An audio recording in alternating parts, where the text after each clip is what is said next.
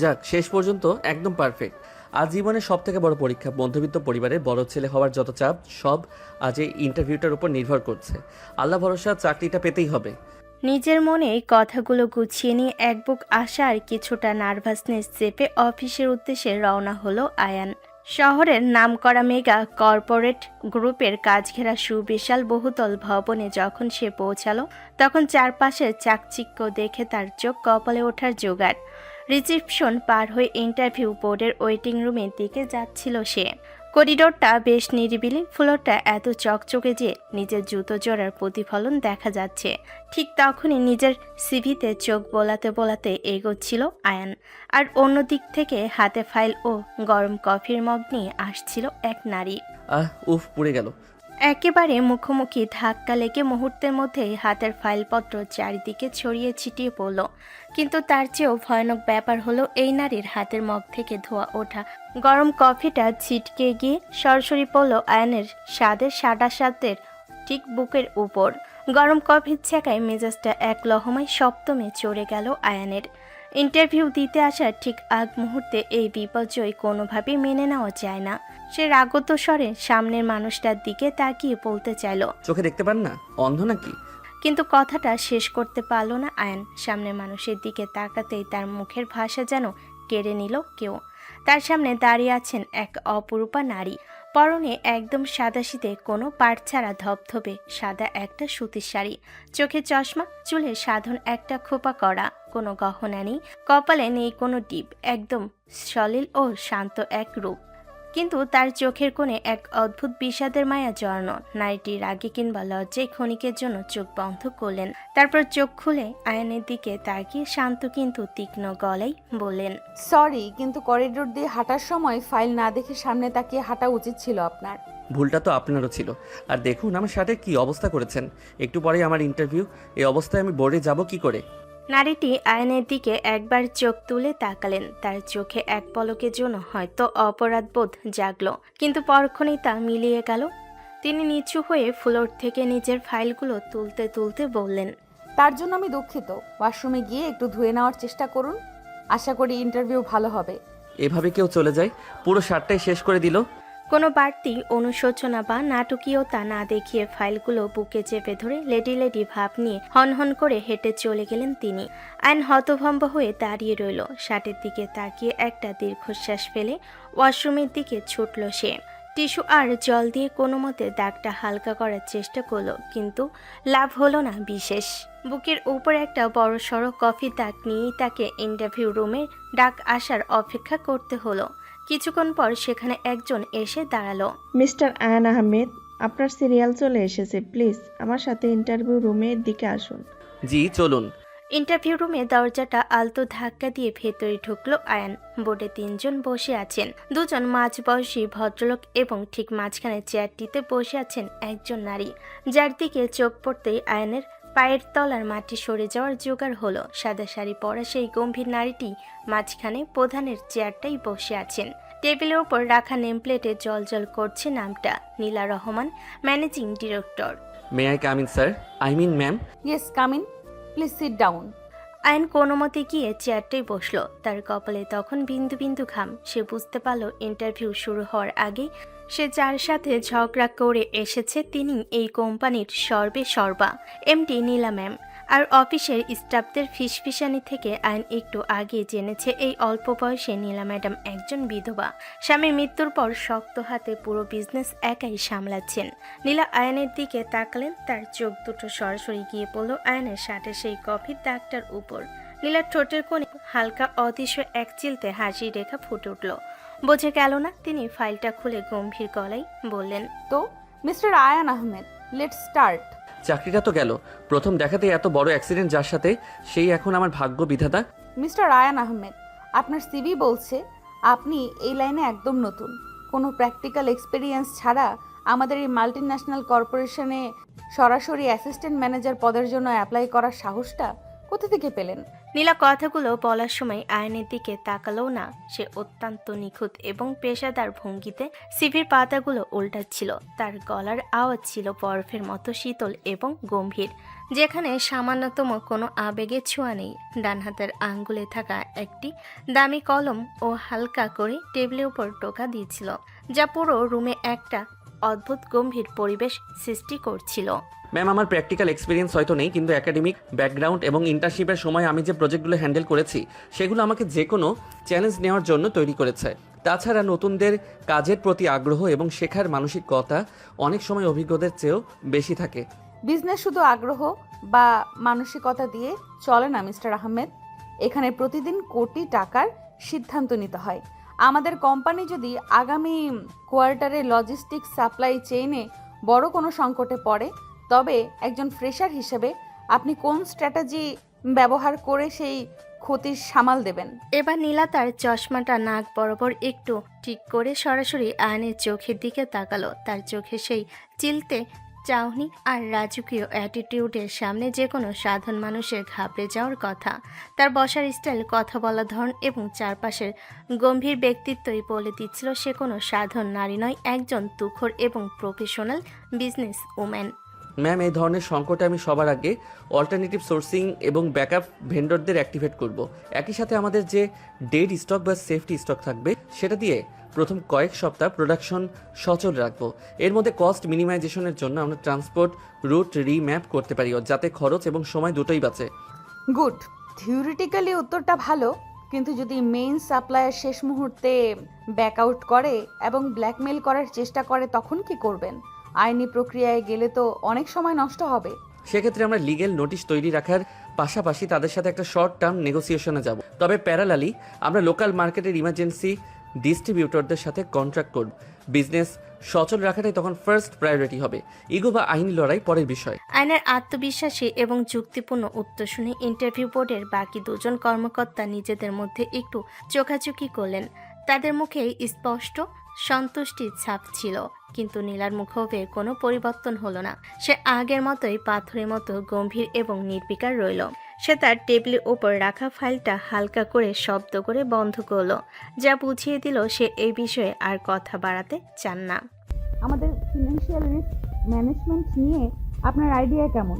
যদি কোনো প্রজেক্টে হঠাৎ করে ইনভেস্টমেন্ট আটকে যায় এবং ব্যাংক লোন রিজেক্ট হয়, তখন ইন্টারন্যাশনাল ফান্ডিং কিভাবে রিকভার করবেন? আমরা কোম্পানির নন কোর অ্যাসেটগুলো সাময়িকভাবে লিভারেজ করতে পারি ম্যাম। তাছাড়া কারেন্ট অ্যাকাউন্ট রিসিভেবলস যেগুলো মার্কেটে ডিউ আছে সেগুলো দ্রুত কালেকশনের জন্য একটি স্পেশাল ড্রাইভ দেওয়া যেতে পারে। প্রয়োজনে ক্লায়েন্টদের ক্যাশ ডিসকাউন্ট অফার করে দ্রুত ফান্ড লিকুইডিফাই করা সম্ভব। একের পর এক কঠিন প্রশ্নের উত্তর অত্যন্ত সুন্দর এবং নিখুঁতভাবে দিয়ে গেল। করিডোরে সেই ঘটনার পর তার মনের মধ্যে যে ভয় ছিল আর নার্ভাসনেস ছিল, তা সে নিজের দক্ষতার আড়ালে সম্পূর্ণ লুকিয়ে ফেলেছে। তবে নীলা রহমান নিজের গম্ভীরতা এবং প্রফেশনাল ইমেজের বাইরে এক চুলও নড়ল না। সে কলমটা টেবিল ওপর রেখে চেয়ারে একটু হেলান দিয়ে বসলো। তার বসার এই রাজকীয় স্টাইলটাই বলে দেয় যে সে কাউকে পরোয়া করে না। আপনার অ্যানালাইসিস বেশ শার্প মিস্টার আয়ান আহমেদ, কিন্তু বাস্তব ফিল্ডে কাজ করা আর এসি রুমে বসে ইন্টারভিউ দেওয়া এক জিনিস নয়। আপনার ইন্টারভিউ শেষ। যদি আপনার চাকরিটা কনফার্ম হয়ে থাকে, তবে আমাদের HR ডিপার্টমেন্ট থেকে আপনাকে যথাসময় জানিয়ে দেওয়া হবে। আপনি এখন আসতে পারেন। Thank you ma'am, thank you sir. Ayaan chair ছেড়ে উঠে দাঁড়িয়ে হালকা কুর্নিশ করে রুম থেকে বেরিয়ে এলো।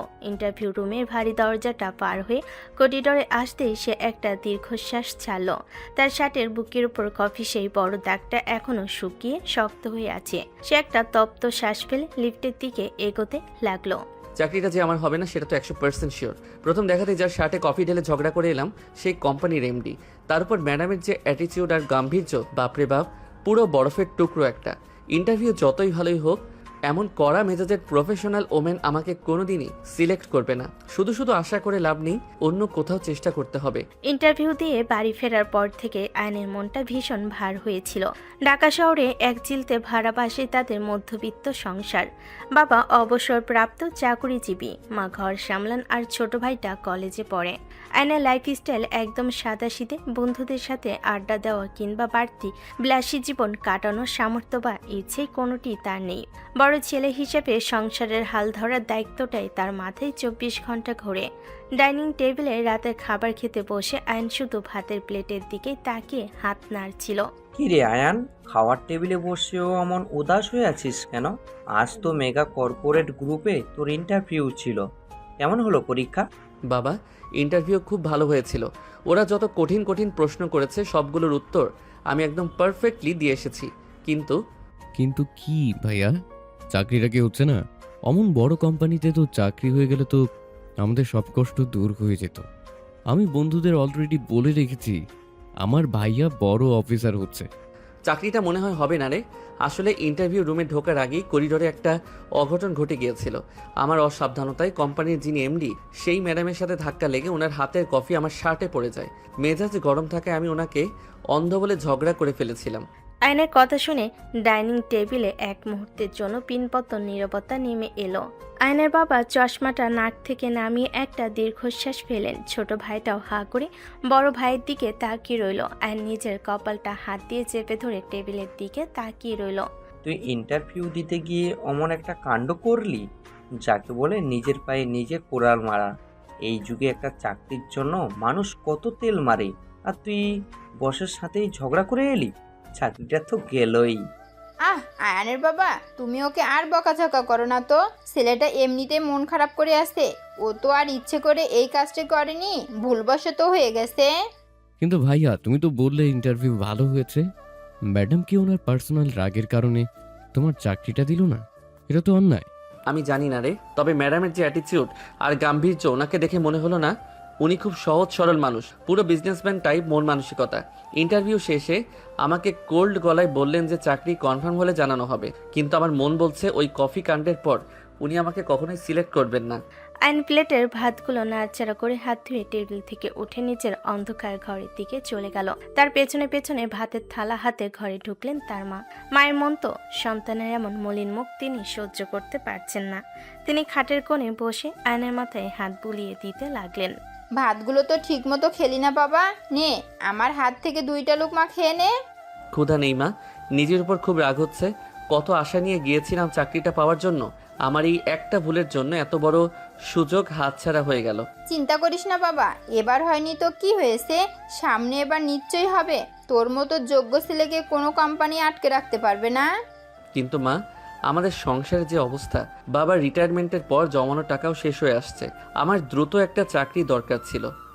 রিজিকের মালিক তো মানুষ না বাবা, রিজিকের মালিক মহান আল্লাহ। তুই সবসময় আল্লাহকে ডাকিস, আল্লাহ উত্তম পরিকল্পনাকারী। তিনি আমাদের জন্য যা ভালো ঠিক সেটাই করবেন। হয়তো ওই অফিসের চেয়েও ভালো কোনো জায়গায় তোর জন্য অপেক্ষা করছে।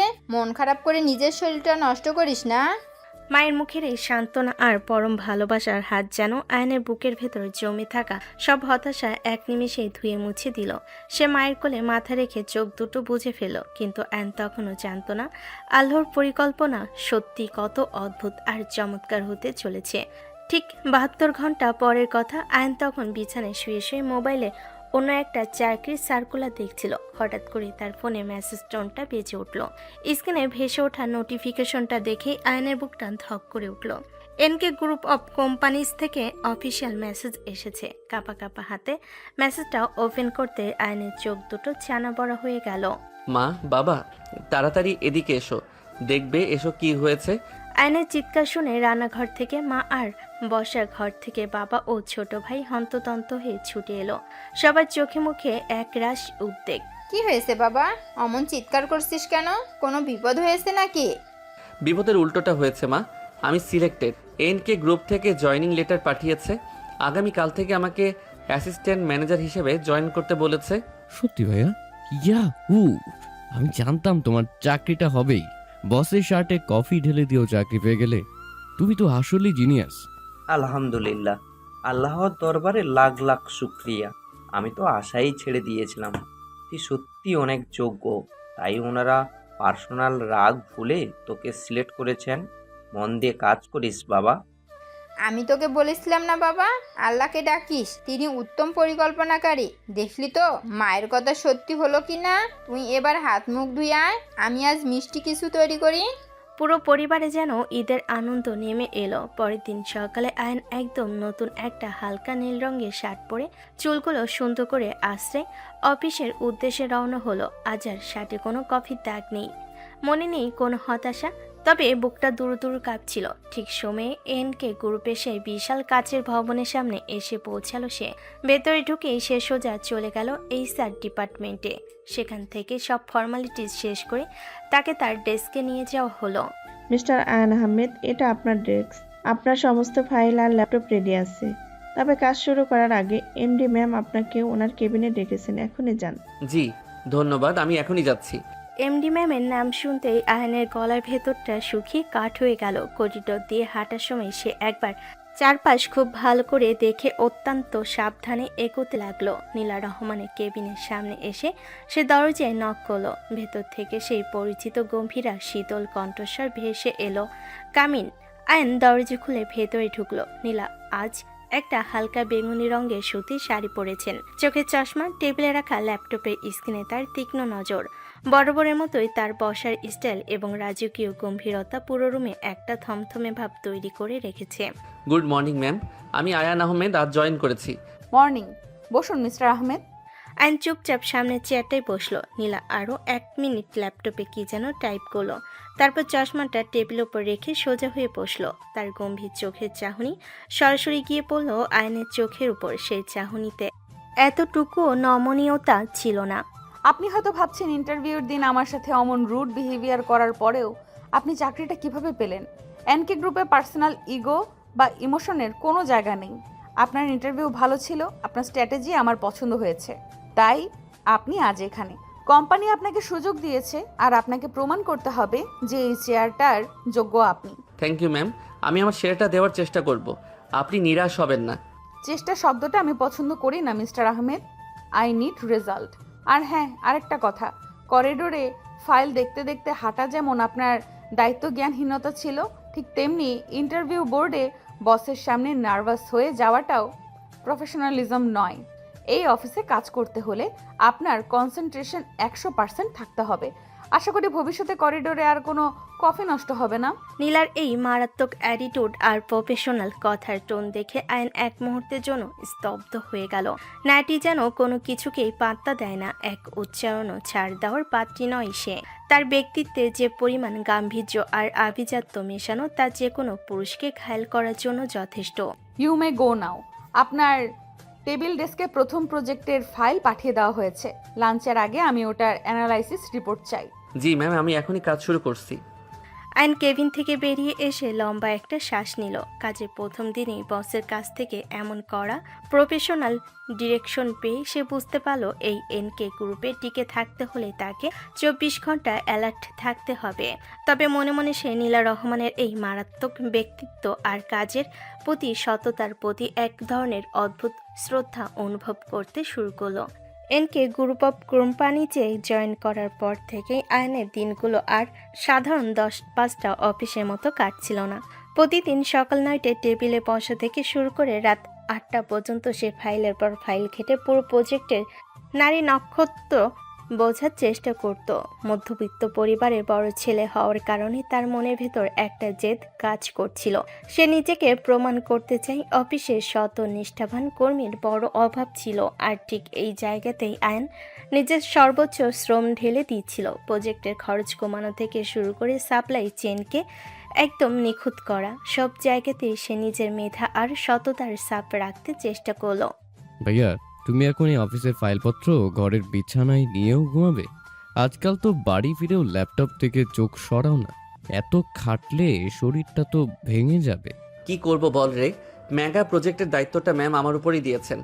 এই কাজে সামান্য একটা ভুল হওয়া মানে কোম্পানির কয়েক কোটি টাকা লোকসান। তার চেয়েও বড় কথা, নীলা ম্যামের চোখের দিকে তাকালে বোঝা যায় তিনি ভুল একদমই বরদাস্ত করেন না। তার রাজকীয় গাম্ভীর্যের সামনে দাঁড়িয়ে কথা বলতে হলে নিজের কাজে কোনো খামতি রাখা যাবে না। আইন শুধু মুখেই বলল না, কাজেও তা করে দেখালো। নতুন প্রজেক্টের জন্য যখন কাঁচামাল কেনার তদারকি শুরু হলো, তখন কোম্পানির বেশ কয়েকজন পুরনো কর্মকর্তা সাপ্লাইয়ের সাথে গোপনে চুক্তি করে কম দামি জিনিস বেশি দামে কেনার পায়তারা করছিল।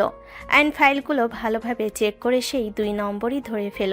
সে নিজে সরাসরি লোকাল এবং ইন্টারন্যাশনাল মার্কেটের বড় বড় ডেন্ডরদের সাথে কন্ট্যাক্ট করলো এবং সততার সাথে নেগোসিয়েশন করে আগের চেয়েও বেশ প্রায় 20% কম খরচে প্রিমিয়াম কোয়ালিটির কাঁচামাল নিশ্চিত করলো। এই বড় সাফল্যের পর পুরো অফিসে আয়নের সততা আর কাজের প্রশংসা ছড়িয়ে পড়ল।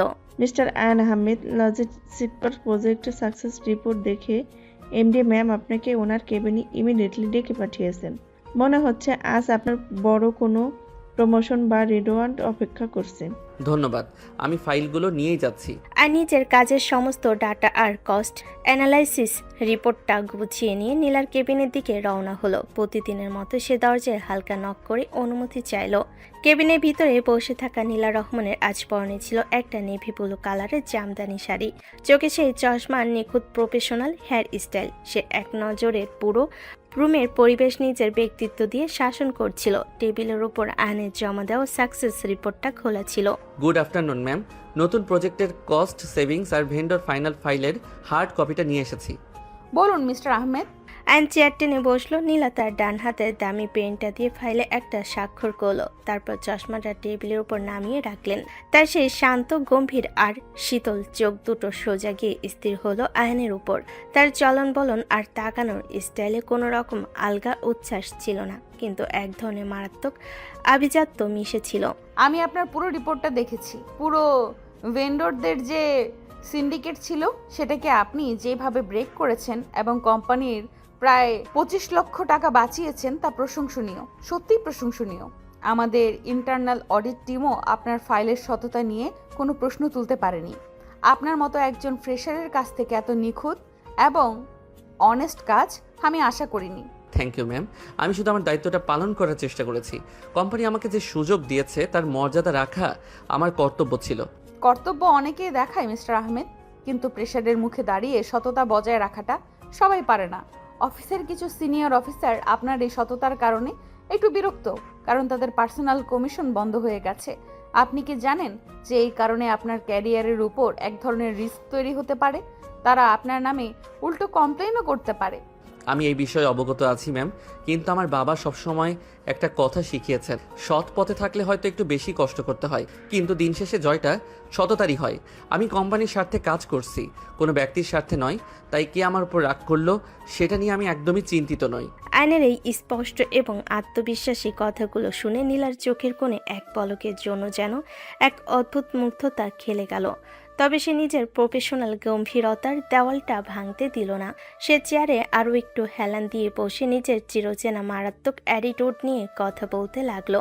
খুব ভালো, আদর্শের কথা শুনতে ভালোই লাগে, তবে রিয়েল বিজনেস ওয়ার্ল্ডে শুধু আদর্শ দিয়ে টিকে থাকা যায় না, তীক্ষ্ণ বুদ্ধিরও প্রয়োজন হয়। আপনি সেই বুদ্ধিটা দেখিয়েছেন। মেগা প্রজেক্টরের এই সাকসেসের পর আমি আপনাকে কোম্পানির কোর এক্সিকিউটিভ টিমে ইনক্লুড করছি। আগামী মাস থেকে আপনার স্যালারি এবং অ্যালাউন্স দুটোই বাড়িয়ে দেওয়া হবে। আপনার এই বিশ্বাসের জন্য অসংখ্য ধন্যবাদ ম্যাম। আমি ভবিষ্যতে আরও ভালো কাজ করার চেষ্টা করব। ধন্যবাদ দেওয়ার কোনো প্রয়োজন নেই, এটা আপনার কাজের পাওনা। তবে মনে রাখবেন, আপনি যত উপরে উঠবেন আমার এক্সপেকটেশন আপনার প্রতি তত বাড়বে। পরের সপ্তাহে নতুন প্রজেক্টের প্রেজেন্টেশনটা আমি নিজে দেখব, যে সেখানে যেন কোনো লুপ হোল না থাকে। You may go now. And cabin থেকে বেরিয়ে আসার সময় লক্ষ্য করল নীলা রহমান আবার অত্যন্ত মনোযোগ দিয়ে ল্যাপটপের স্ক্রিনে চোখ ডুবিয়েছেন।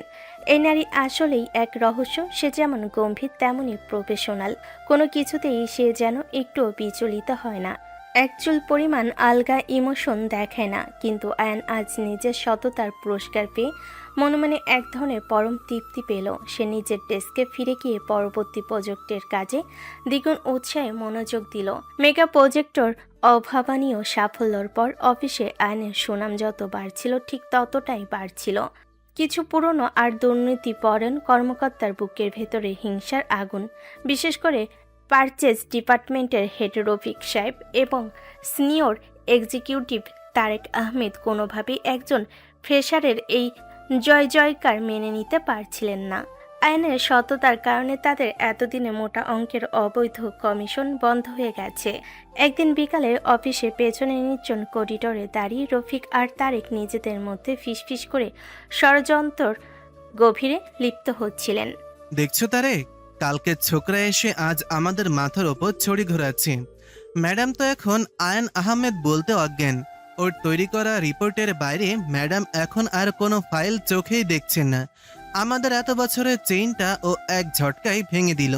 ঠিক বলেছেন রফিক ভাই। এই আয়ান যদি আর কিছুদিন এই চেয়ারে টিকে থাকে তাহলে আমাদের চাকরি বাঁচানোই দায় হয়ে পড়বে। নতুন যে সোর্সিং ফাইলটাও রেডি করেছে ওটাতে আমাদের আগের ভেন্ডরদের নাম সম্পূর্ণ বাদ দিয়ে দিয়েছে। এভাবে চললে এই মাস থেকে আমাদের পকেটে 1 টাকাও ঢুকবে না। গুড়গুড়ে কাশির মতন শুধু আফসোস করলে হবে না তারেক, কিছু একটা করতে হবে। এই ছোকরাকে এমন ভাবে পাহারা দিতে হবে যেন এনকে গ্রুপের ধুলোবালি আর কোনোদিন চোখে না দেখে। ম্যাডাম এমনিতেই কাজের ব্যাপারে যতই পারফেক্ট, কোনো ফ্রড বা জালিয়াতি দেখলে ততটাই নিষ্ঠুর। আয়নের আমাদের এই সততার জায়গাটাতেই আঘাত করতে হবে। আমার মাথায় একটা মারাত্মক বুদ্ধি আছে রফিক ভাই। আগামীকালই নতুন প্রজেক্টের বাজেট আর ফান্ড অ্যালটমেন্টের ফাইনাল ফাইল সাবমিট করার কথা। আয়ন অলরেডি ফাইলটা রেডি করে ওর ডেস্কে লক করে রেখেছে। আজ রাতে সবাই অফিস থেকে চলে যাওয়ার পর আমি যদি কোনো মতে ওর ড্রয়ার থেকে ফাইলটা বের করে ভিতরের অরিজিনাল পেজগুলো বদলে দিয়ে একটা ভুয়া খরচের পেজ ঢুকিয়ে দিই। চমৎকার বুদ্ধি। এই ভুয়া পেজে এমন সব সাপ্লায়ারের নাম আর অ্যাকাউন্ট নাম্বার দিবি যেগুলোর সাথে আয়নের পার্সোনাল ব্যাংক অ্যাকাউন্টের লিঙ্ক দেখানো। আমি আমার চেনে একটা ডামি অ্যাকাউন্ট রেডি করে দিচ্ছি। আর হ্যাঁ, আজ রাতে ক্যাশ কাউন্টারে কিছু টাকা ওর ড্রয়ারে লুকিয়ে রেখে আসিস। কাল সকালে অডিটের সময় এক ঢিলে 2 পাখি মরবে। একদিকে টাকা চুরির অপবাদ, অন্যদিকে ফাইলে জালিয়াতি। ম্যাডাম নিজে ওকে পুলিশে দেবেন। ষড়যন্ত্রের জালটা অত্যন্ত নিখুঁতভাবে বোনা হয়ে গেল। মাঝরাতে যখন পুরো অফিস খা করছিল তখন তারেক আহমেদ সিকিউরিটি গার্ডকে চা খাওয়ার বাহানায় বাইরে পাঠিয়ে দিয়ে অত্যন্ত চতুরতার সাথে আয়নের ডেস্কে ঢুকলো।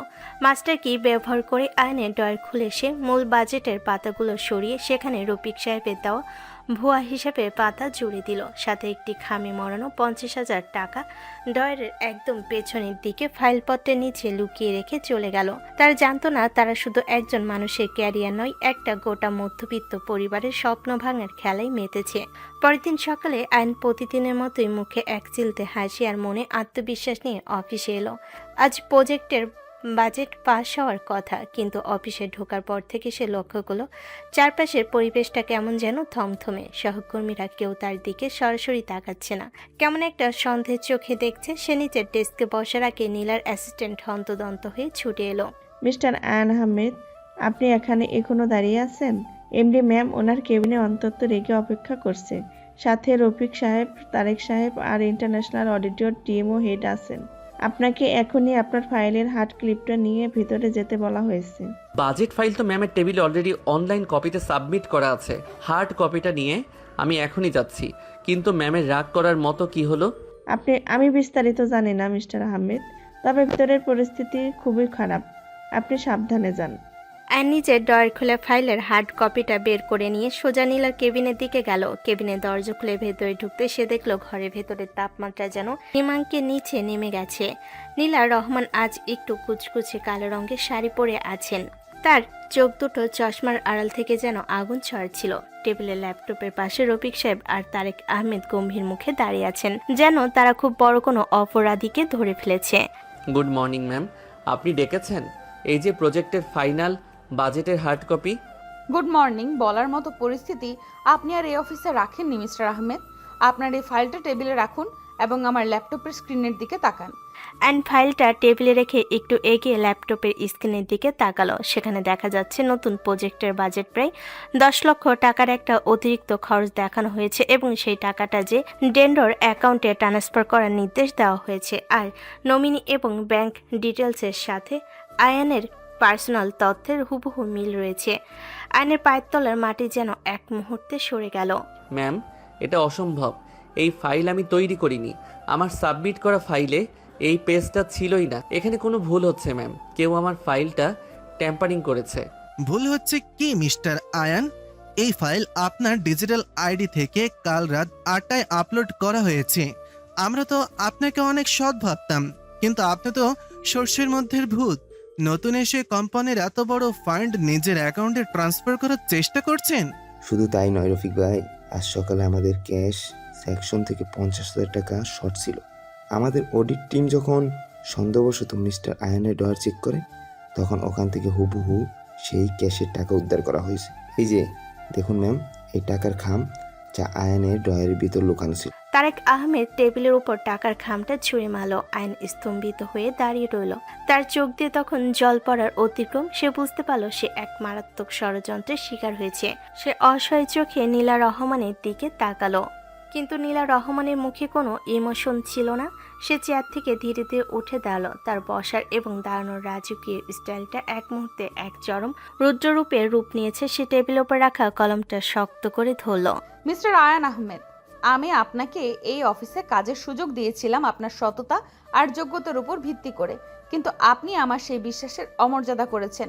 ডিজিটাল এভিডেন্স এবং ফিজিক্যাল এভিডেন্স দুটোই আপনার বিরুদ্ধে কথা বলছে। কোম্পানির পলিসি অনুযায়ী যে কোনো ধরনের আর্থিক জালিয়াতি বা চুরির শাস্তি হলো সরাসরি টার্মিনেশন এবং লিগ্যাল অ্যাকশন। ম্যাম, দয়া করে আমার কথা একটাবার বিশ্বাস করুন।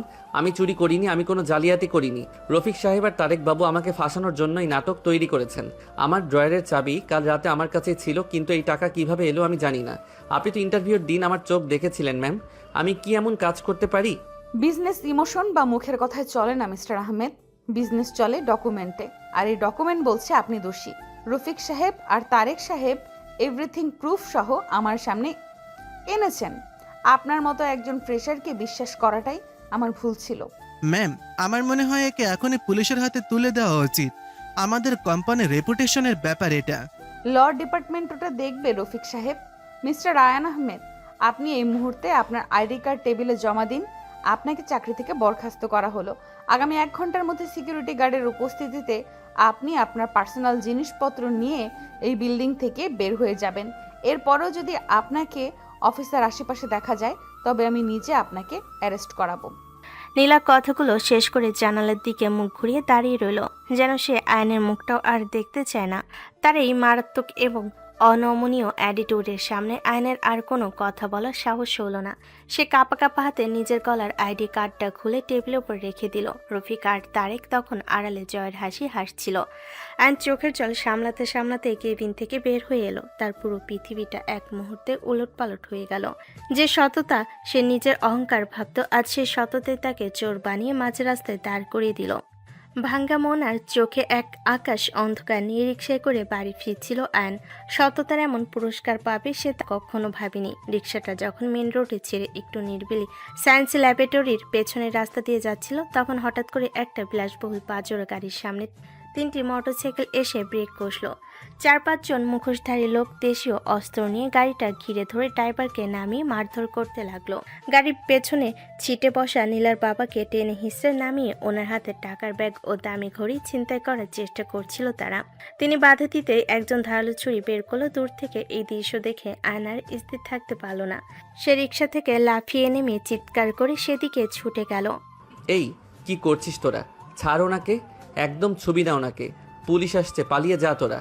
আয়নের আশঙ্কিক চিৎকারে ডাকাত দল কিছুটা থতমত খেয়ে গেল, কিন্তু পরক্ষণেই তারা আয়নের উপর চড়াও হলো। আর নিজের জীবনের তোয়াক্কা না করে নীলার বাবাকে আগলে ধরে ডাকাতদের সাথে ধস্তাধস্তি শুরু করে দিল। সে একাই দুজনকে ধাক্কা দিয়ে মাটিতে ফেলে দিল, কিন্তু সেই ধস্তাধস্তির মাঝে একজন ধারালো ছুরি দিয়ে নীলার বাবার পেটের পাশে জোরে আঘাত করল। রক্তাক্ত অবস্থায় তিনি মাটিতে লুটিয়ে পড়লেন। আশেপাশের লোকজন জড়ো হতে দেখে ডাকাত দল টাকার ব্যাগটা ফেলে মোটরসাইকেল নিয়ে চম্পট দিল। আর মাটিতে বসে পড়া রক্তাক্ত নীলার বাবাকে দুহাতে জড়িয়ে ধরল। চাচা, চাচা চোখ খুলুন, আপনার অনেক রক্ত বেরোচ্ছে। ড্রাইভার ভাই হাঁ করে তাকিয়ে আছেন কেন? জলদি গাড়ির দরজা খুলুন, ওনাকে হসপিটালে নিতে হবে। 1 সেকেন্ড সময় নষ্ট করা যাবে না। বাবা, আমার খুব কষ্ট হচ্ছে। ওরা আমার... আপনি একদম কথা বলবেন না চাচা, কিচ্ছু হবে না আপনার। আমি আছি তো।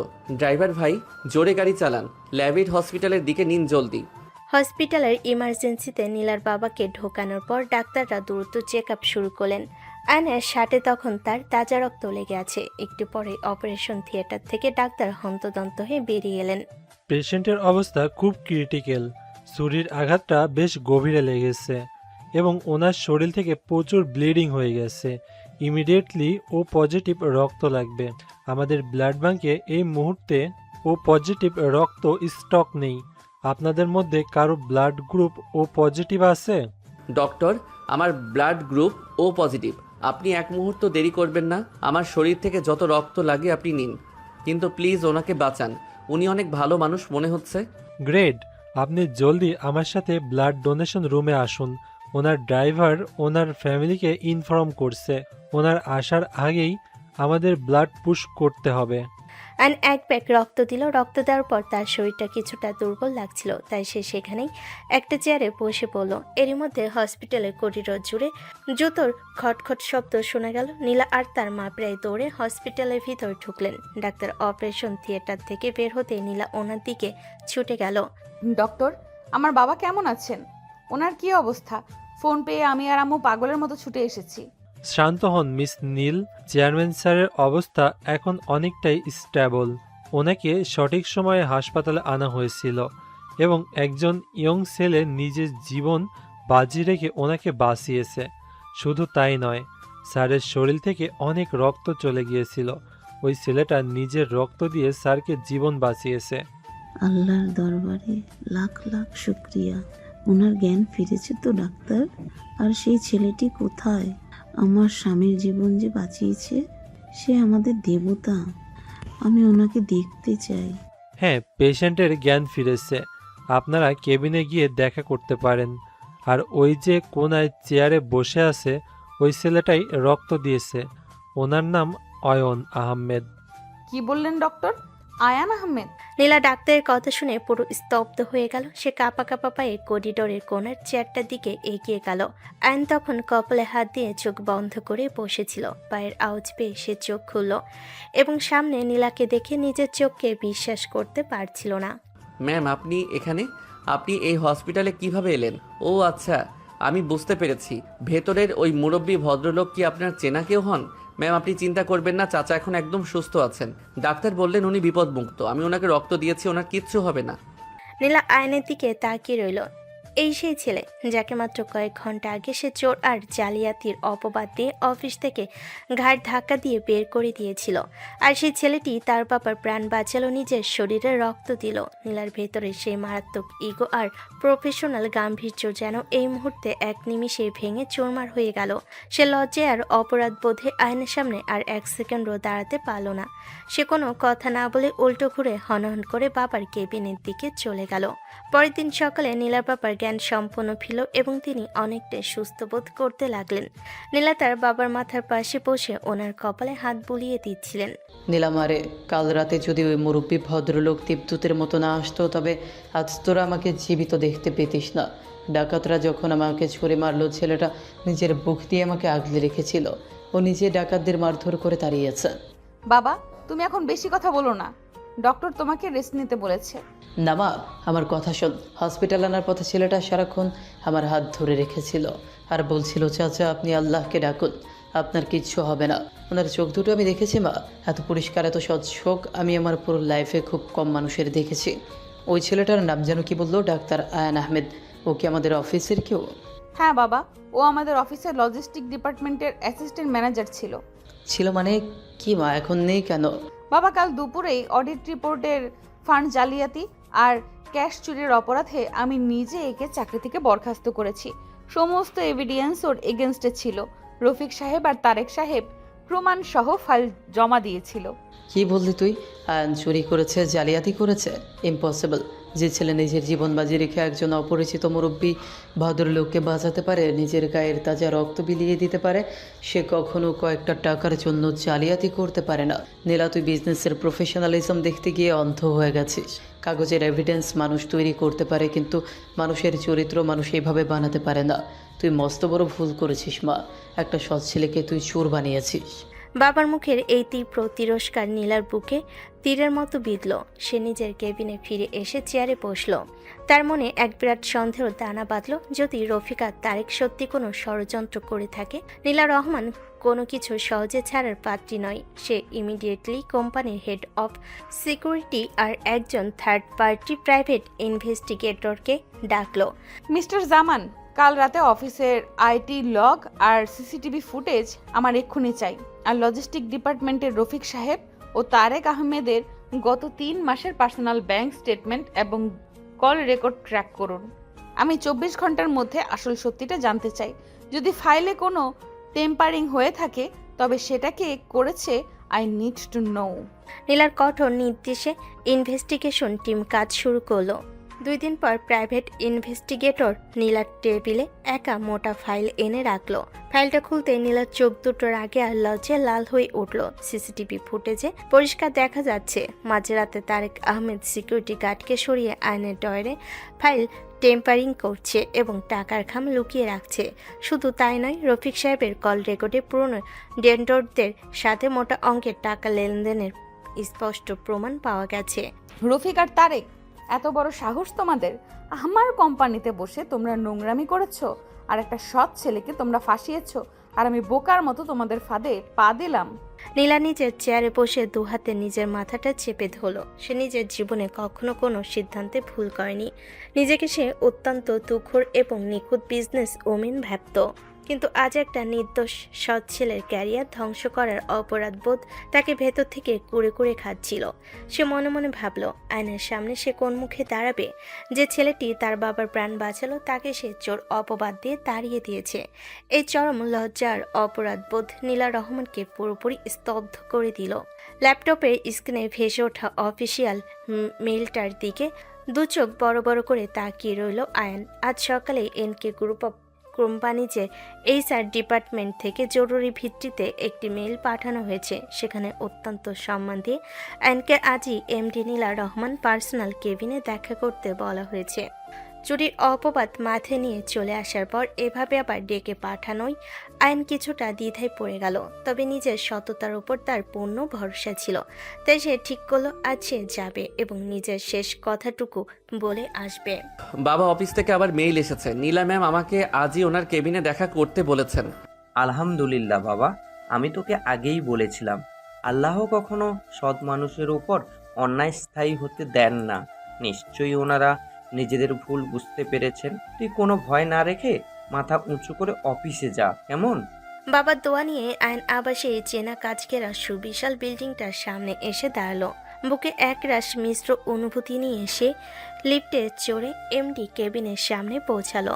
দরজায় নক করতে ভেতর থেকে নীলার গম্ভীর কিন্তু কেমন যেন একটা দ্বিধা জড়িত কণ্ঠস্বর ভেসে এলো come in.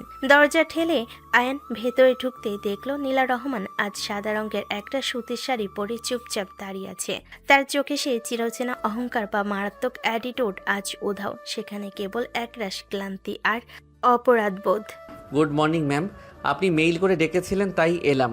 Morning mister ion Ahmed, please বসুন। আয়ন চুপচাপ সামনে চেয়ারটাই বসলো। নীলা কিছু সময় চুপ করে রইল। সে যেন কথা শুরু করার মতো ভাষা খুঁজে পাচ্ছিল না। যে উইটো বিজনেস ওমেন পুরো কর্পোরেট জগৎকে এক আঙ্গুলের ইশারায় চালায়, যার গম্ভীরতার সামনে বড় বড় অফিসাররা কাঁপতে থাকে, সে আজ কেমন যেন কে হারিয়ে ফেলেছে। সে ধীর পায়ে হেঁটে নিজের টেবিলের সামনে এসে দাঁড়ালো। মিস্টার আয়ান, আমি আপনাকে এখানে একটা সত্যি জানাতে আর নিজের একটা ভুল সংশোধন করতে ডেকেছি। আমাদের ইন্টারন্যাশনাল ইনভেস্টিগেশনে প্রমাণিত হয়েছে যে রফিক সাহেব আর তারেক আহমেদ আপনাকে সম্পূর্ণ মিথ্যা অভিযোগে ফাঁসিয়েছিলেন। কাল রাতেই আমি ওনাদের দুজনকে পুলিশে ধরিয়ে দিয়েছি এবং কোম্পানি থেকে পার্মানেন্টলি টার্মিনেট করেছি। আমি জানতাম ম্যাম একদিন না একদিন সত্যিটা সামনে আসবেই, কারণ আমি কোনোদিন কোম্পানির একটা টাকাও অবৈধভাবে ছুঁইনি। কিন্তু সেদিন আপনি যেভাবে আমাকে চোর অপবাদ দিয়ে বের করে দিলেন, সেটা আমার আত্মসম্মানে খুব লেগেছিল। I am sorry mister Ayaan. নীলার মুখ থেকে এই তিনটা শব্দ বের হতেই আয়ন যেন আকাশ থেকে পড়ল। সে নিজের কানকে বিশ্বাস করতে পারছিল না। এই কঠোর, গম্ভীর আর আত্ম অহংকারী নারী নিজের জীবনে কোনোদিন কাউকে সরি বলেছে বলে অফিসে কেউ শোনেনি।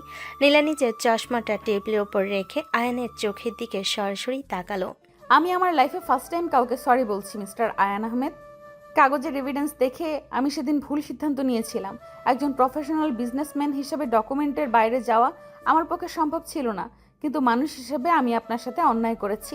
আশা করি আপনি আমার এই অনিচ্ছাকৃত ভুলটা ক্ষমা করবেন এবং আগামীকাল থেকে আবার লজিস্টিক ডিপার্টমেন্টসের জয়েন্ট ম্যানেজার হিসেবে আপনার দায়িত্ব বুঝে নেবেন। আপনি আপনার ভুল বুঝতে পেরেছেন ম্যাম, এটাই আমার জন্য অনেক বড় পাওয়া। আমি আবার জয়েন করব কিনা সেটা ভেবে দেখব। তবে আপনাকে একটা কথা বলি ম্যাম, কাগজের ফাইলের চেয়ে মানুষের চরিত্রের দাম অনেক বেশি। আপনি ঠিকই বলেছেন, আর শুধু এই ভুলের জন্য নয়, আমি আপনাকে আরেকটা বিষয়ের জন্য ডেকেছি।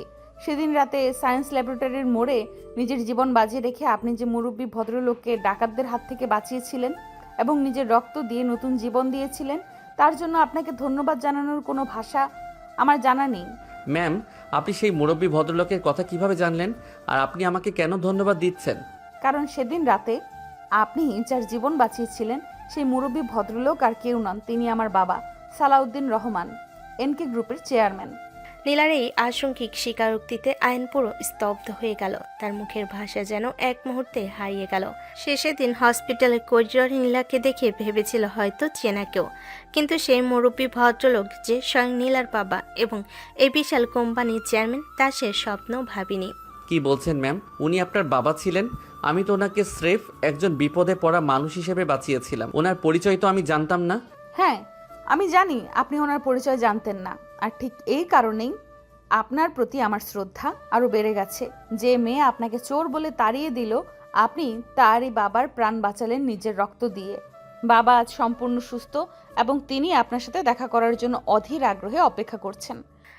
এক মুহূর্তে চুপ করে রইল। আল্লাহর নিখুঁত পরিকল্পনার কথা ভেবে তার মনের ভেতর এক অদ্ভুত প্রশান্তি নেমে এলো। যে অফিস থেকে তাকে অপবাদ দিয়ে বের করা হয়েছিল, আজ সেই অফিসের সর্বেসর্বা তার সামনে দাঁড়িয়ে বিনম্রভাবে কৃতজ্ঞতা প্রকাশ করছে।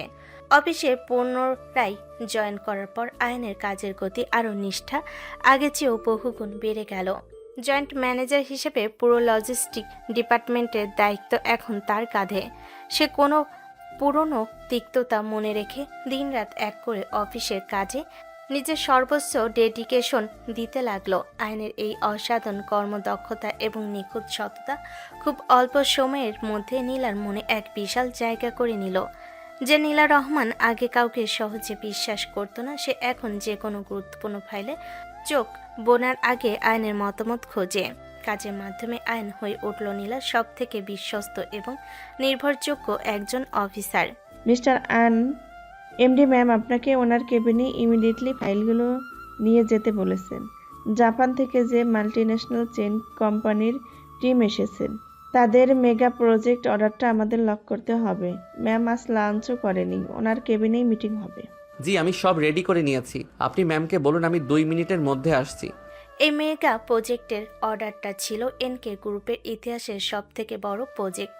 আর এই প্রজেক্টের বাজেট ও ডিজাইন তৈরি করার জন্য নীলা আর আয়নকে একসাথে কাজ করতে হচ্ছিল। টানা বেশ কয়েকদিন ধরে অফিসের অন্য সব কাজ সরিয়ে রেখে তারা দুজন সকাল থেকে গভীর রাত পর্যন্ত একই প্রজেক্টের ফাইলে ডুবে রইল। দিনের একটা লম্বা সময় তারা কেবিনের ভেতর একসাথে কাটাচ্ছিল। আর এই একসাথে নিরিবিলিতে কাজ করার মাঝে বেশ কয়েকবার খুব অপ্রস্তুতভাবে তারা একে অপরের কাছাকাছি চলে আসছিল। একদিন রাতে টেবিলের উপর বিশাল একটা ব্লুপ্রিন্ট নকশা মেলানোর সময় আচমকাই ঘটল প্রথম ঘটনাটা। মিস্টার আয়ান, একটু ডান দিকের পেজটা ধরুন তো। এই ড্রয়ারে লেআউটটা মনে হয় একটু চেঞ্জ করতে হবে। জি ম্যাম, আমি ধরছি। আপনি জাস্ট পেন দিয়ে মার্ক করুন। আয়ন নকশার পাতাটা সোজা করতে গিয়ে নিজের হাতটা বাড়ালো, আর ঠিক সেই মুহূর্তে নীলাও ফাইলটা টানতে গেল। আচমকাই নীলার নরম হাতের উপর আয়নের হাতটা শক্ত করে চেপে বসলো। একদম আশঙ্কিকভাবে দুজনের হাত এক হয়ে গেল। মুহূর্তের মধ্যে পুরো কেবিনের ভেতর যেন একটা বিদ্যুতের তরঙ্গ খেলে গেল। আয়ন তড়িঘড়ি করে নিজের হাতটা সরিয়ে নিয়ে বেশ অপ্রস্তুত গলায় কথা বলল। আই এম সরি ম্যাম, আসলে আমি খেয়াল করিনি। অত্যন্ত দুঃখিত। ইটস ওকে মিস্টার আহমেদ, আপনি ওদিকের ফাইলটা দেখুন। নীলা চট করে নিজের মুখটা ঘুরিয়ে নিল। তার ফর্সা গাল দুটো ক্ষণিকের জন্য কেমন যেন লজ্জায় লাল হয়ে উঠল। সে নিজের শাড়ির আঁচলটা একটু টেনে ঠিক করে সোজা হয়ে বসলো। দুজনে চরম অস্বস্তিতে পড়ে গেল। তারা নিজেদের মধ্যে একটা পেশাদার দূরত্ব বজায় রাখার আপ্রাণ চেষ্টা করতে লাগলো, কিন্তু ভাগ্যের লিখন হয়তো অন্যরকম ছিল, তাই না? চাইতো অ্যাক্সিডেন্টালি তারা আবার কাছাকাছি চলে এলো। পরের দিন বিকেলে নীলা আলমারির উপরের তাক থেকে একটা পুরনো অডিট ফাইল নামাতে যাচ্ছিল। শাড়ি পরা থাকায় এবং ফাইলটা বেশ উপরে থাকায় সে নাগাল পাচ্ছিল না। আইন ওদিক দিয়ে যাওয়ার সময় দৃশ্যটা দেখে এগিয়ে এলো। ম্যাম আপনি ছেড়ে দিন, আমি নামিয়ে দিচ্ছি। ফাইলটা বেশ উঁচুতে আছে। আর নীলা ঠিক পেছনে এসে দাঁড়ালো এবং নিজের হাত বাড়িয়ে আলমারির উপরের ফাইলটা ধরতে গেল। ঠিক তখনই নীলা ফাইলটা ছেড়ে দিয়ে পেছনে ঘুরতে গেল, আর সাথে সাথে নীলা একেবারে আয়নের চওড়া বুকের উপর এসে পড়ল। আয়নের সুঠাম বুকের সাথে নীলা নরম অবে সরাসরি ধাক্কা লাগলো। এত কাছাকাছি এর আগে কখনো আসেনি। নীলার চুলের সুবাস সরাসরি আয়নের নাকে এসে লাগলো, আর আয়নের উষ্ণ নিঃশ্বাস আশ্রে পড়ল নীলার কপালে। কয়েক সেকেন্ডের জন্য দুজন মানুষের হৃদস্পন্দন যেন বন্ধ হয়ে গেল। তারা একে অপরের চোখের দিকে তাকিয়ে স্তব্ধ হয়ে রইল। নীলার চোখে সেই চিরচেনা গম্ভীরতা যেন এক মায়ের সাগরে হারিয়ে গেল। নীলা এক কদম পিছিয়ে গিয়ে হালকা তোতলামি করে পড়ল, আই এম সরি, আমি ব্যালেন্স হারিয়ে ফেলেছিলাম। নো প্রবলেম ম্যাম, এই যে আপনার ফাইল, আমি আমার ডেস্কে যাচ্ছি, কোনো দরকার হলে ডাকবেন। আয়ন নিজের চোখ সরিয়ে নিয়ে আর বুকে ধুকপুকানি সামলে ফাইলটা টেবিলের ওপর রেখে প্রায় দ্রুত পায়ে কেবিন থেকে বের হয়ে এলো। করিডোরে এসে সে নিজের বুকের উপর হাত রাখলো। তার মন যেন আজ তার নিয়ন্ত্রণে নেই। অন্যদিকে কেবিনের ভেতর দাঁড়িয়ে নীলা নিজের ওনারটা শক্ত করে চেপে ধরল। একজন বিধবা নারী হিসাবে সে নিজের মনকে সবসময় পাথরের মতো শক্ত করে রেখেছিল। কোনো পুরুষের ছোঁয়া বা উপস্থিতি তাকে কখনো বিচলিত করতে পারেনি, কিন্তু আজ আয়নের এই আশঙ্কিক সান্নিধ্য তার ভেতরে সমস্ত দেওয়াল যেন কাঁপিয়ে দিল। তারা দুজনেই চাইল একে অপরের থেকে দূরত্ব বজায় রাখতে, প্রফেশনাল থাকতে, কিন্তু মেগা প্রজেক্টের কাজের খাতিরে খুব স্বাভাবিকভাবেই তাদের প্রতিটা মুহূর্ত আরও বেশি কাছাকাছি নিয়ে আসছিল, যা তাদের দুজনের মনে এক নতুন ও না বলা ঝড় তুলতে শুরু করলো। ঘড়ি কাটা রাত 1টা ছুঁই ছুঁই। অফিসের করিডোর এখন জনমানবহীন, নিঝুম স্তব্ধ চারিদিকে। নীলা নিজের কেবিনের ফাইলগুলো গুছিয়ে বাড়ি ফেরার জন্য লিফটের দিকে যাচ্ছিল। হঠাৎ তার নজর গেল অফিসের এক কোণায় থাকা জয়েন্ট ম্যানেজারের ডেস্কে। এখনো সেখানে মৃদু আলোর আভা জ্বলছে। নীলা কৌতূহলে ধীর পায়ে সে ডেস্কের দিকে এগিয়ে গেল। দেখলো আয়ন অত্যন্ত মনোযোগ দিয়ে ল্যাপটপের স্ক্রিনে ডেটা এন্ট্রি করছে। তার চোখের নিচে স্পষ্ট ক্লান্তির ছাপ। আপনি এখনো কাজ করছেন? রাত 1টা বেজে গেছে মিস্টার আহমেদ।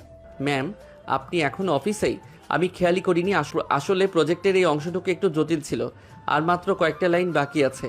এটা শেষ করতে পারলেই আমাদের প্রজেক্টের কাজ 99% কমপ্লিট হয়ে যাবে। কাল সকালে জাপানিজ টিম আসার আগে সব রেডি রাখতে চাই। এত কষ্ট করার কোনো প্রয়োজন নেই। আজকের মতো কাজ এখানে স্থগিত রাখুন। শরীরের উপর দিয়ে এতটা ধকল গেলে কাল সকালে আপনি প্রেজেন্টেশন দেবেন কিভাবে? চলেন কাল সকালে এসে বাকিটা শেষ করবেন। কিন্তু ম্যাম, কাজটা তো শেষ হওয়া জরুরি। আপনি বাড়ি যান, আমি না হয় অফিসে আজ রাতে থেকে যাব। কাল সকালের আগে তো কাজটা ফাইল আপ করতেই হবে। একদম না, এই অফিসে আমি কাউকে এতটা ওভারটাইম করতে দিই না যে তার স্বাস্থ্যের ক্ষতি হয়। আর এখন এই রাতে রাস্তায় কোনো গাড়িও পাবেন না। আমি আপনাকে ড্রপ করে দিচ্ছি, চলেন।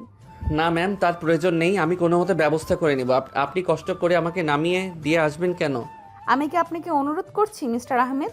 এটা আমার অর্ডার। চটপট ল্যাপটপ বন্ধ করুন। নীলার কঠোর সুরের সামনে আয়নার কিছু বলতে পারল না। সে ল্যাপটপ বন্ধ করে নিজের ফাইলগুলো গুছিয়ে নিয়ে নীলার সাথে পার্কিং লটের দিকে এগিয়ে গেল। নীলা নিজের গাড়ির ড্রাইভিং সিটে না বসে পেছনের সিটে দরজা খুলে দিল আয়নের জন্য। গাড়ি স্টার্ট দেওয়ার পর কিছুক্ষণ নীরবতার রাজত্ব বজায় থাকলো। শহরে ঝিম ধরা রাস্তা দিয়ে গাড়ি এগিয়ে চলেছে। গাড়ির ভেতরে মৃদু এসি আর বাইরে থেকে ভেসে আসা হালকা রাতের শব্দ এক অদ্ভুত আবহ তৈরি করলো।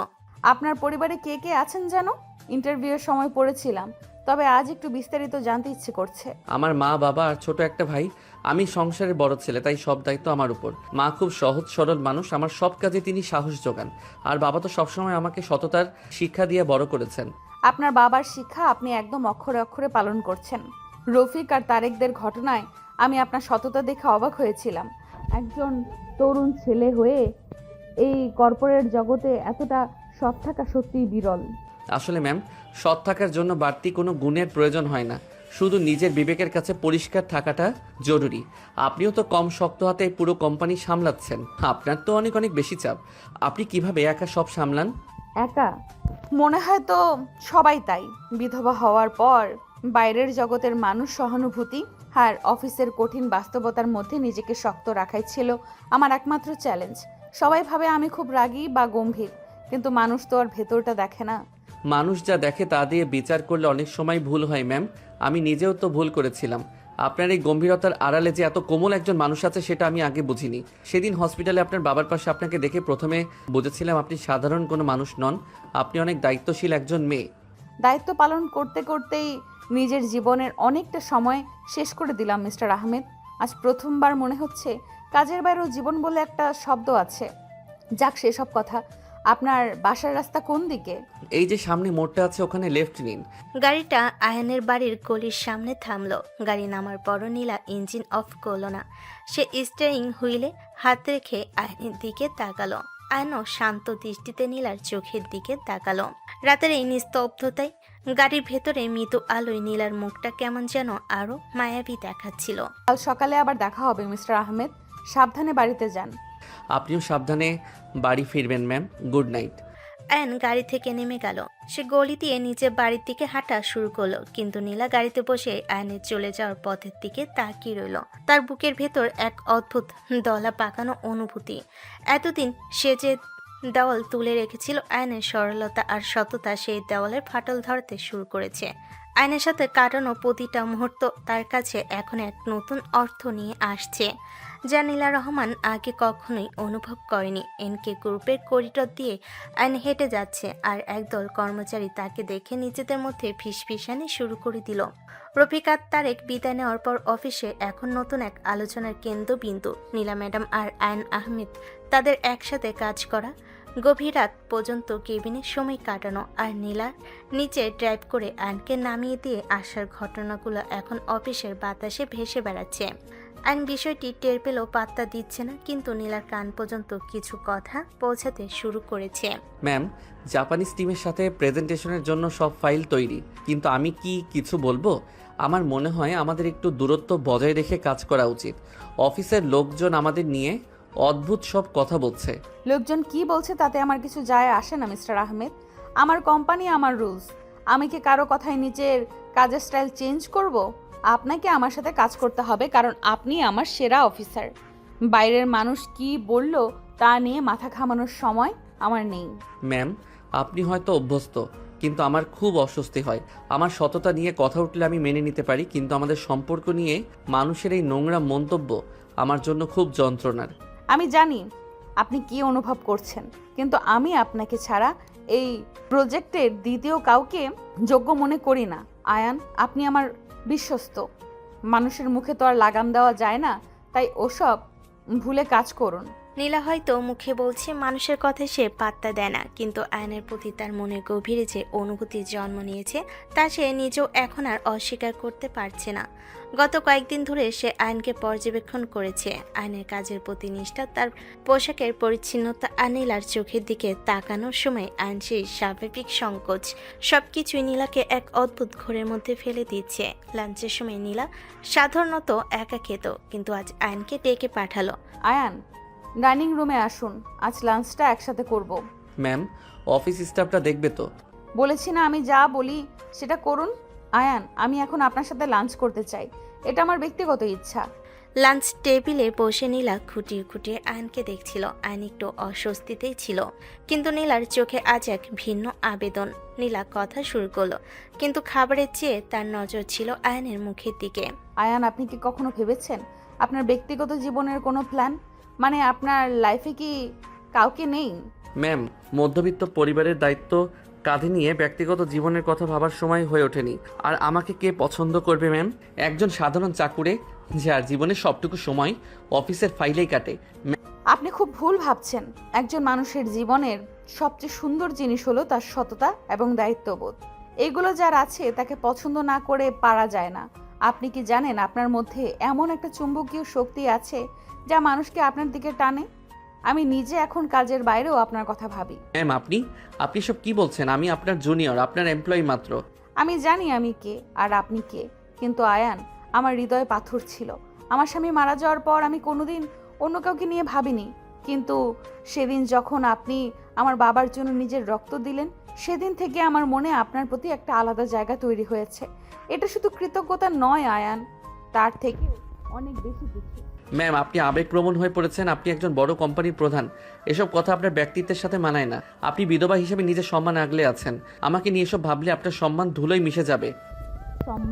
সম্মানের ভয় দেখিয়ে আমি নিজেকে কতদিন বন্দি রাখবো? আয়ান, অফিসের ওই মানুষগুলো কি বলবে আমি জানি না, কিন্তু আমি আয়ান আহমেদ নামে একজন মানুষের প্রতি দুর্বল হয়ে পড়ছি। সেটা আমি লুকাতে চাই না। আপনি আমার বিশ্বস্ত মানুষ, আপনি আমার প্রফেশনাল লাইফের সঙ্গী। আর এখন আমি আপনাকে আমার ব্যক্তিগত জীবনের কাছাকাছিও পেতে চাই। নীলার এই অকপট স্বীকারোক্তি আয়নকে এক প্রকার স্তব্ধ করে দিল। অফিসের বারান্দায় দাঁড়িয়ে থাকা কর্মী হয়তো তাদের এই কথোপকথনে কিছুটা আঁচ করতে পেরেছে, কিন্তু নীলার তাতে কোনো বিকার নেই।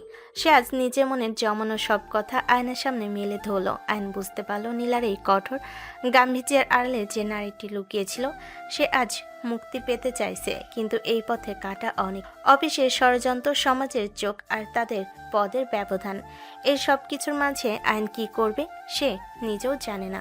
ম্যাম, আপনি যেটা বলছেন সেটা করা মানে কোম্পানির নিয়ম ভাঙা এবং নিজের ব্যক্তিগত জীবনকে একটা বড় ঝুঁকির মধ্যে ফেলা।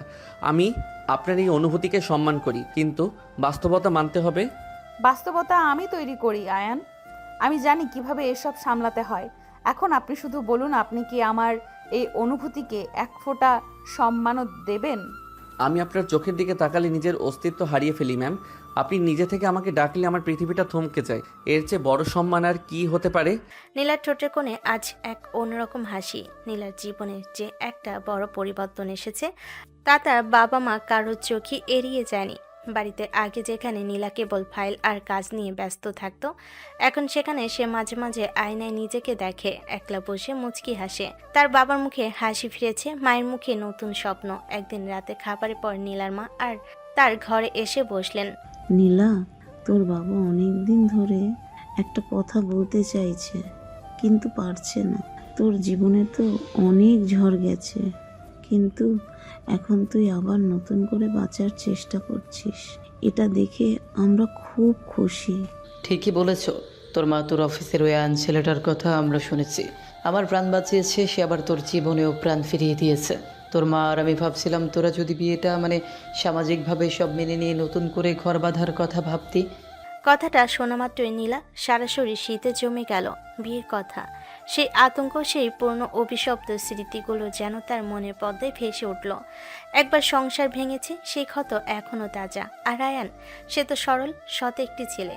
নীলার জীবনে তার মতো একজন মানুষ এলে কি সব ঠিক থাকবে, নাকি নীলার অশুভ ছায় আয়ানের কোনো বড় ক্ষতি হয়ে যাবে? মা, তোমরা এসব কি বলছো? আমি একজন বিধবা নারী, সমাজে আমার সম্মান আছে। আমি কি আর কখনো বিয়ে করার কথা ভাবতে পারি? আর আয়ান, ওর জীবনটা সামনে পড়ে আছে। আমার মতো মানুষের ছায়া ওর জীবনে পড়লে ও ধ্বংস হয়ে যাবে। আমি এসব আর শুনতেও চাই না। তুই এত ভয় পাচ্ছিস কেন নীলা? মানুষ তো ভুল থেকেই শেখে। তুই আমাদের কথা ভাব, আমরা তোকে একা দেখে আর শান্তিতে নেই। মা, দয়া করে যাও তোমরা। আমি এসব আর শুনতে পারবো না। আমি কোনোভাবেই আয়নের সাথে নিজের জীবনের ঝুঁকি জড়াতে পারবো না। ও আমার জুনিয়র অফিসার, একজন কর্মী, এর বেশি কিছু আর নয়। বাবা মার ঘর থেকে বেরিয়ে আসার সময় নীলার হাত পা কাঁপছিল। সে আয়নকে অসম্ভব ভালোবাসে, কিন্তু নিজের চেয়ে বেশি ভালোবাসে আয়নের ভালো থাকা। বের কথা মাথায় আসতে তার মনে হলো, আয়ন যদি তার কারণে কোনো বিপদে পড়ে, যদি আবার কোনো ষড়যন্ত্রের শিকার হয়। নীলা ঠিক করলো সে আয়নের থেকে দূরত্ব তৈরি করবে, যে করে হোক আয়নকে দূরে সরিয়ে রাখতে হবে। পরের দিন সকাল থেকে নীলা পুরোপুরি বদলে গেল। আয়ন যখন কোনো ফাইল নিয়ে তার কেবিন এলো, নীলা তার দিকে তাকালো না। তার চোখে সেই চাহনি, সেই আন্তরিকতা যেন সব এক নিমিষে গায়েব।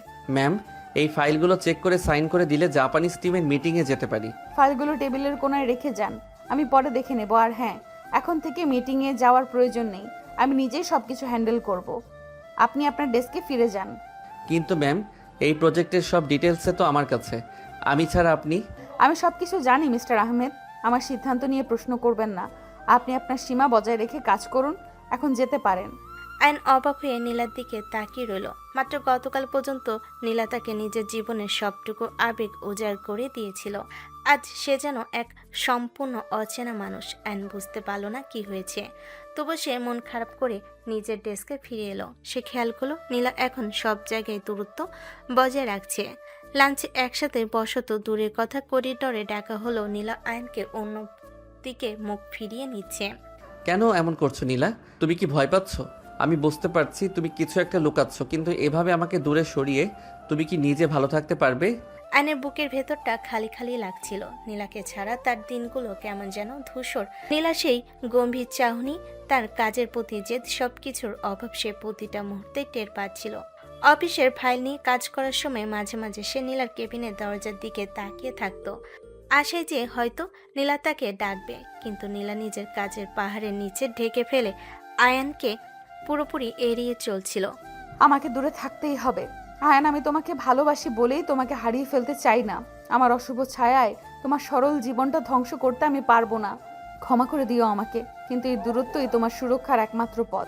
অফিসের লোকজন দেখছে নীলা এখন আগের চেয়ে বেশি কঠোর। কারোর সাথে কথা নেই, কেবল প্রফেশনাল আলাপ। আয়ান যে নীলার মনের এই পরিবর্তনের নেপথ্যর কারণ তা কেউ জানে না। নীলা তার নিজের অনুভূতিকে গলা টিপে হত্যা করার সর্বোচ্চ চেষ্টা চালিয়ে যাচ্ছে, আর আয়ান একরাশ কষ্ট বুকে নিয়ে দিনের পর দিন নীলার এই অচেনা রূপটা দেখে চলেছে। ঝুম বৃষ্টির রাতে আয়ান যখন বাড়ি ফিরছিল তখন তার শরীরটা আর চলছিল না। গত কয়েকদিনের মানসিক চাপ, নির্ঘুম রাত আর অফিসের ব্যস্ততায় সে পুরোপুরি ভেঙে পড়েছিল। নীলা সেই শীতল ব্যবহার আর দূরত্ব তাকে ভেতর থেকে মৃত্যুপেড়াই করে রেখেছিল। হঠাৎই রাস্তার মাঝখানে সে জ্ঞান হারিয়ে লুটিয়ে পড়ল। অফিসের একজন পিয়ন তাকে কোনো মতে রিক্সা করে নীলার বাসার ঠিকানায় নিয়ে এলো, কারণ আয়নের ফোনে শুধু নীলা নামটাই বারবার ইমার্জেন্সি হিসেবে সেভ করা ছিল। নীলা যখন শুনলো আয়ন অজ্ঞান হয়ে নিচে পড়ে আছে, সে নিজের সবকিছু ভুলে পাগলের মতো ছুটে গেল। আয়ান, আয়ান চোখ খোলো, ডাক্তারকে ফোন করো জলদি। আয়ান প্লিজ, আমাকে ছেড়ে যেও না, আমি তোমাকে ছাড়া বাঁচবো না। ডাক্তার এসে দেখলেন আয়নের অতিরিক্ত শারীরিক দুর্বলতা আর প্রেশার ফল করেছে। নীলা সারা রাত এক মুহূর্তের জন্য ঘুমায়নি। আয়নের কপালে ভেজা কাপড় দেওয়ার, বারবার তার নাড়ির স্পন্দন চেক করা, সবকিছুর মধ্যে ছিল এক হাহাকার। আয়ন যখন ধীরে ধীরে চোখ মেলল তখন নীলার চোখের নিচে গাঢ় কালো দাগ, চুল এলোমেলো, আর তার হাতের মুঠোর ভেতর আয়নের হাতটা শক্ত করে ধরা। নীলার চোখের সেই আকুলতা আর কান্না দেখে আয়ানের বুঝতে বাকি রইল না এই শক্ত পাথরের আড়ালে যে হৃৎপিণ্ডটা আছে তা কেবল তার জন্যই স্পন্দিত হয়। এত কাঁদছিলে কেন? আমি তো ঠিক আছি। তুমি জ্ঞান হারিয়েছিলে, তাই ভয় পেয়েছিলাম।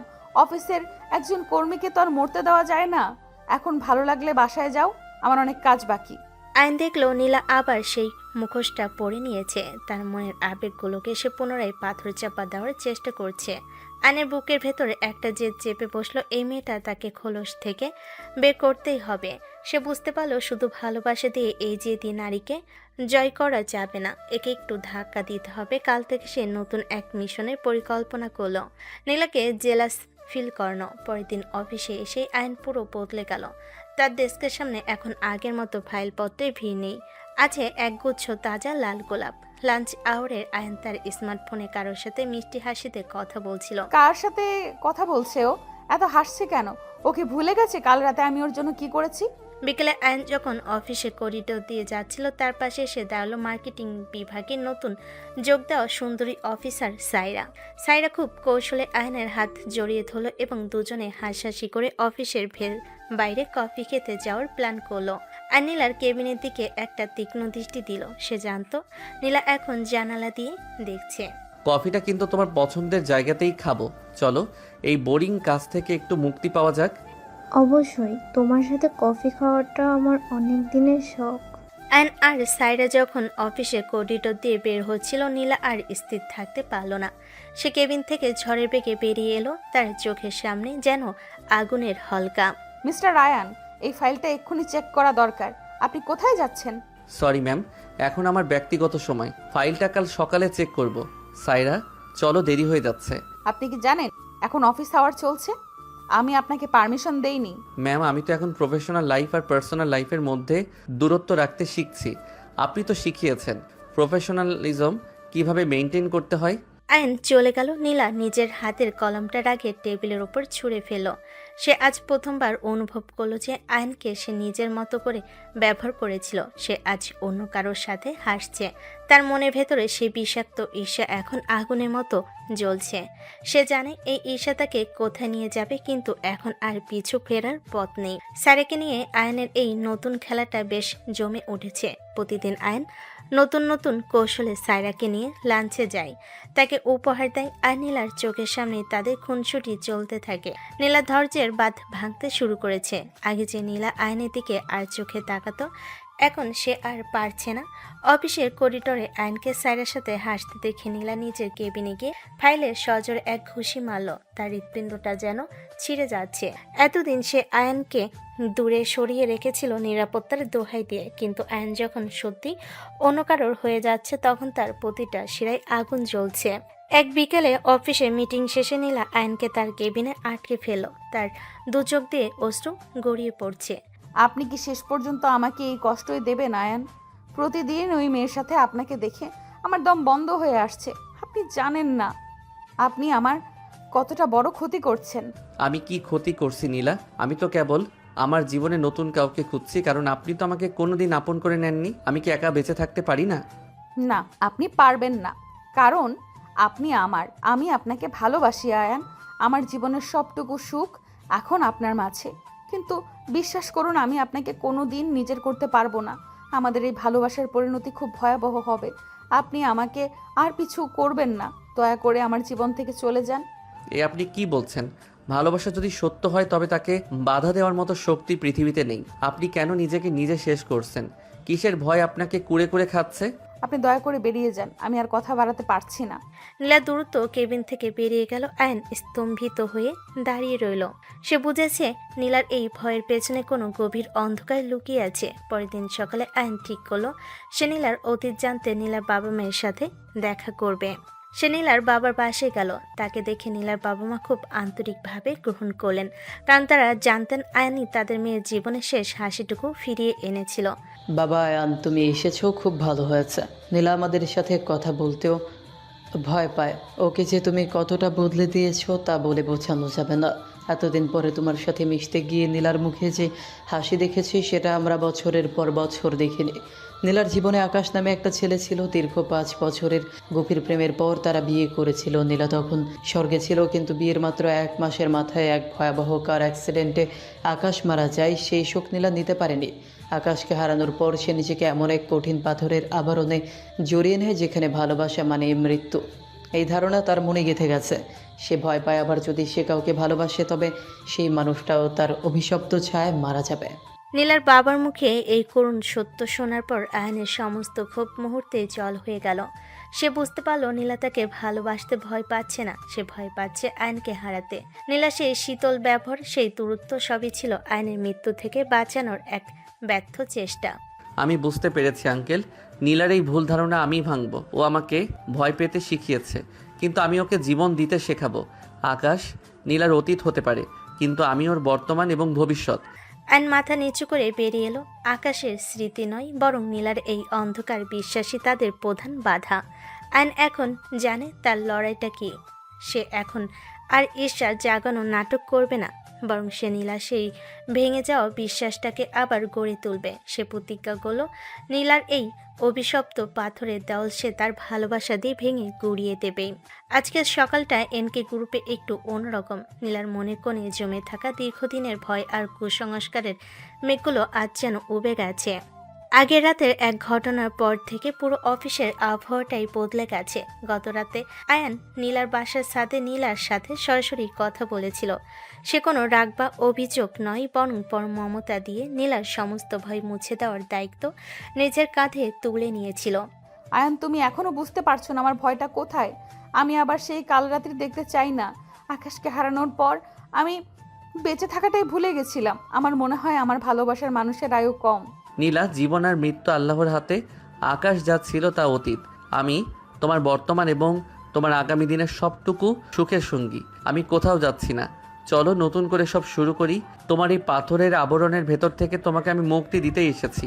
আয়নের এই অটল বিশ্বাস আর ভালোবাসা নীলার মনে এক সাহস জোগালো। সে বুঝতে পারল আকাশ তার স্মৃতিতে থাকবে, কিন্তু তার জীবন তো থেমে থাকার নয়। আজ অফিসের জয়েনিংয়ের পর নীলার ঘোষণা করলো যে তারা এখন থেকে বস এবং এমপ্লয়ি নয়, তারা একে অপরের জীবনে অবিচ্ছেদ্য অংশ হতে চলেছে।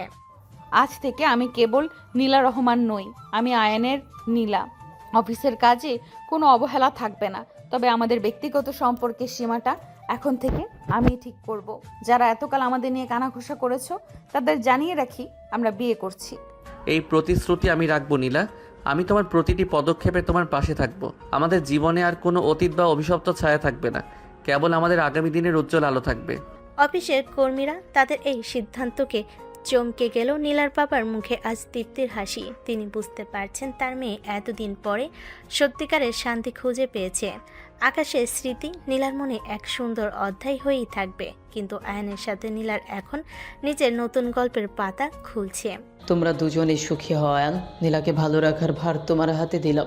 ও এতদিন যে ভালোবাসা পায়নি আজ তা পূরণ করার সময় এসেছে। আমি ওকে সবসময় আগলে রাখবো আঙ্কেল। ও আমার জীবনের শ্রেষ্ঠ অর্জন। কিছুদিনের মধ্যে এক ঘরোয়া অনুষ্ঠানে আয়ন আর নীলা বিয়ে করে নিল। নীলার বাড়ির সেই উষ্ণতা কেটে গিয়ে এখন হাসির গুঞ্জন শোনা যায়। অফিসে নীলা এখন আগের চেয়ে অনেক বেশি নম্র এবং হাসি খুশি। আয়ন আর নীলা কেবল অফিসের প্রজেক্টে নয়, জীবনের প্রজেক্টেও এখন সেরা পার্টনার। অতীতের সমস্ত ভয়কে পেছনে ফেলে এক নতুন স্বপ্নের পথে তাদের যাত্রা শুরু হলো। অভিশপ্ত অতীতের ছায়া ভেঙে তারা আজ জীবনের জয়গান গাচ্ছে। আর তাদের এই ভালোবাসার পূর্ণতা দেখে আকাশের স্মৃতিটাও এখন কেবল এক আকাশের মতো বিশাল এবং শান্ত হয়ে নীলার জীবনের সাথে মিশে আছে।